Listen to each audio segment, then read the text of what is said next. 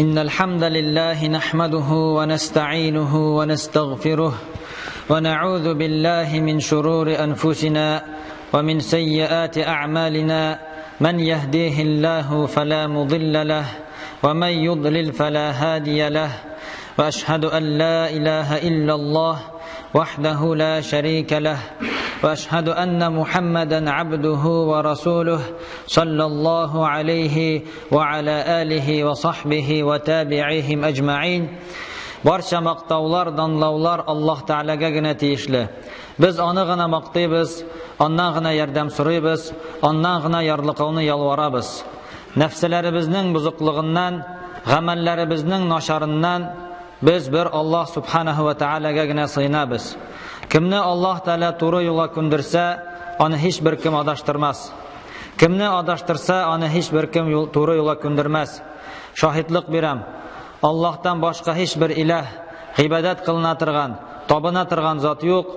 Yolg'iz ol, uning tengdoshi yo'q. Ham shohidlik beram. Muhammad sallallohu alayhi va sallam uning quli ham elchisi. Ona, uning ahli bayti yaqinlarına, sahabalarına, tabi'inlarga, Allah ham ularning yo'lini davom etuvchi barcha mu'min musulmonlarga Alloh taolaning rahmati ham mag'firatlari bo'lsa edi. Alloh taolo Qur'on Karimda aytgan: "A'udhu billahi minash shaytonir rojim. Va la taqrabul fawahisha ma zahara minha va ma batan."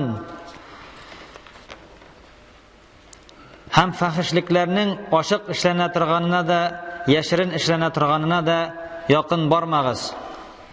Yani aşık bulganı ul zina. Yashirin bulganı ul ubu, tutu, ham qarov. Nishik Peygamberimiz sallallahu aleyhi ve sellem'den rivayet edilir. Peygamberimiz aleyhisselam aytgan. El yedani tezniyan vel aynani tezniyan.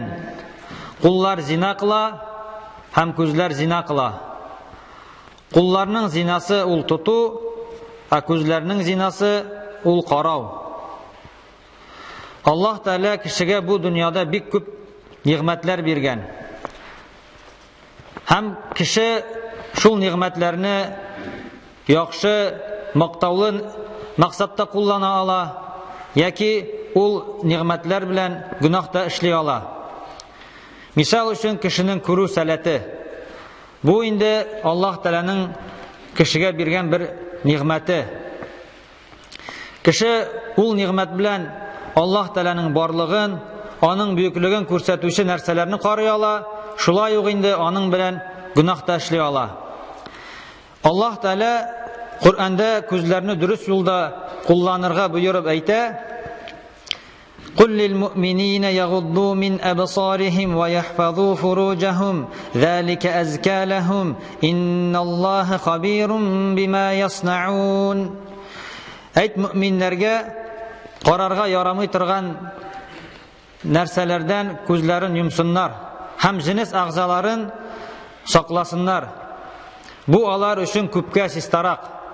Durustlikda Alloh taolo ularning qilgan ishlari turunda xabardor. Shulay Alloh taolo bu amrni xotin-qizlarga da buyura.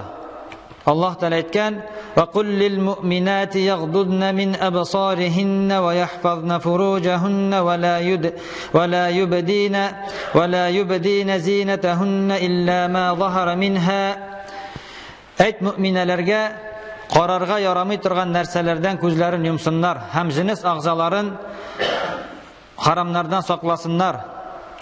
Ko'ringandan qola boshqa motorliqlarini ko'rsatmasinlar. Bu oyatlarda Alloh taolo musulmon bo'lgan irodga da, xotin-qizga da qarashlarin ham jinis a'zolarin haramlardan chetlashtiruvni buyura. Agar kishi ko'zin gunohlardan saqlasa, ko'ngilin buzuq, shahvatli o'ylardan saqlab qolacak. Ham bu Alloh taolo oldagi oyatda aytgancha, "Zalika azka lahum." Bu ular uchun ko'pga sistaroq bo'ladi. Ya'ni kishining ko'ngili noshar, gunohli o'ylardan sista bo'lib qola.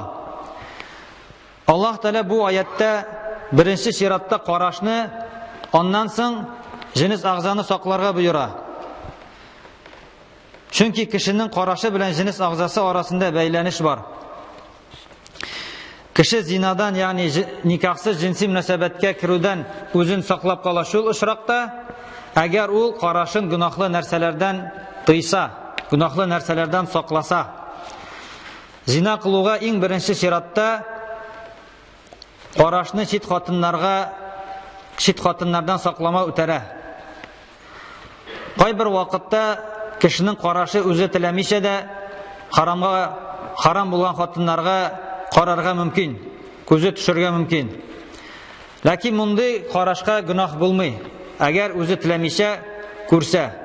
Пәйгамбәрбез саллаллаху алейхи ва саллям Али радиллаһу анһуга әйткән: "Я Алию, ла таттаби'ин назратан назрата, фа инна лакал ула ва лайсат лакал ахира." Я Али, караш артыннан карашыңны ияртмә. Ягъни бер артлы карама. Шынлыкта беренче карашың синеке, ягъни беренче карашың сиңа гөнаһ булмый, ягъни ул син гөнаһ язылмый сиңа, гафу ителә. Икенче тапкыр карасаң, ул икенче карау синеке түгел. Ягъни бу сиңа гөнаһ булып языла ди. Мөэминнәргә һәр вакыт Аллаһ Тәгаләдән куркып, карашларын гөнаһлардан сакларга кирәк. Кешеләр алдында гына күзләрен саклаучы ике йөзле кешенең гамәлен кылган була. Аллаһ Тәгалә андый кешенең күзләрен Кур'анда хыянатчы күзләр дип атый. Аллаһ Тәгалә Кур'анда әйткән: "Я'ламу хаинатал а'юни ва ма тухфис суdur." Ул Аллаһ күзләрнең хыянатчысын һәм күкрәкләр яшергән нәрсәне белә.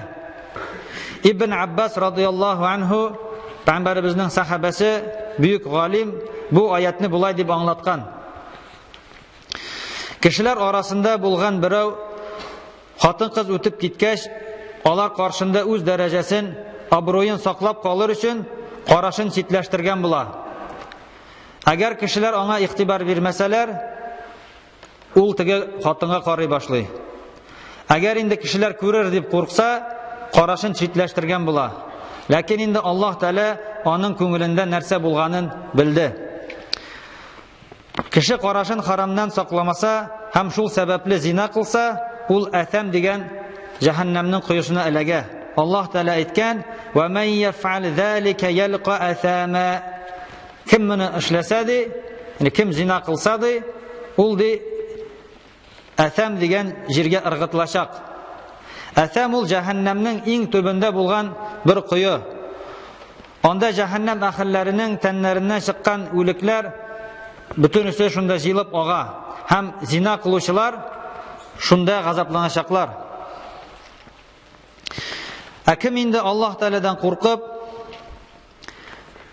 зинадан сакланып, карашларын харамнардан читләштерсә, Аллаһ Тәгалә андый кешенең күңеленә шундый бер рәхәтлек салачак, һәм ул кеше инде иманның тәмен татыячак. Пәйгамбәрбез саллаллаһу алейхи ва саллям әйткән: "Ан-назрату сахмун min sihami iblisa masmumatun, faman tarakaha min khawfillahi athabahu jalla wa azza imanan yajidu halawatahu fi qalbihi."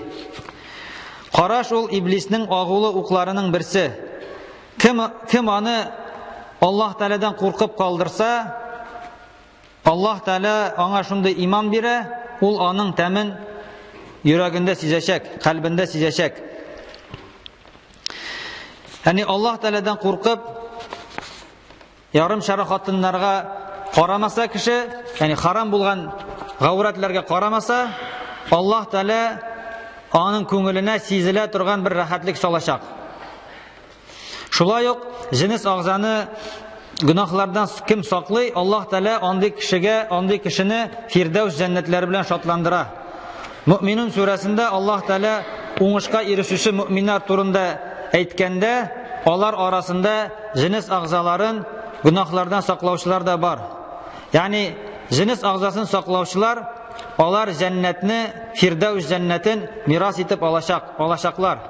Аллаһ Тәгалә барчаларыбызга да Фирдәүс җәннәтләренә ирешергә насыйп әйләсен, кушканнарын үтәп, тыйылганнарыннан тыйылып яшәүчеләрдән кылсын. Аллаһ Тәгалә сказал: Не приближайтесь к мерзким поступкам, ни к очевидным, ни к сокрытым. Скажи верующим мужчинам, чтобы они опускали свои взоры и оберегали свои половые органы. Так будет чище для них. Воистину Аллаху ведомо о том, что они творят. Скажи верующим женщинам, чтобы они опускали свои взоры и оберегали свои половые органы.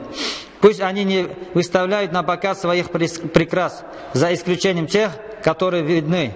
Пророк, саллаллаху алейхи вассалям, сказал: взгляд, брошенный на запретное, на харам, стрела из отравленных стрел Иблиса. Тот, кто откажется от него по причине страха перед Аллахом, тому Аллах воздаст веру, Аллах даст ему веру, сладость которой он почувствует в своем сердце. بارك الله لنا ولكم في القرآن العظيم ونفعنا وإياكم بالآيات وذكر الحكيم إنه هو السميع الدعاء.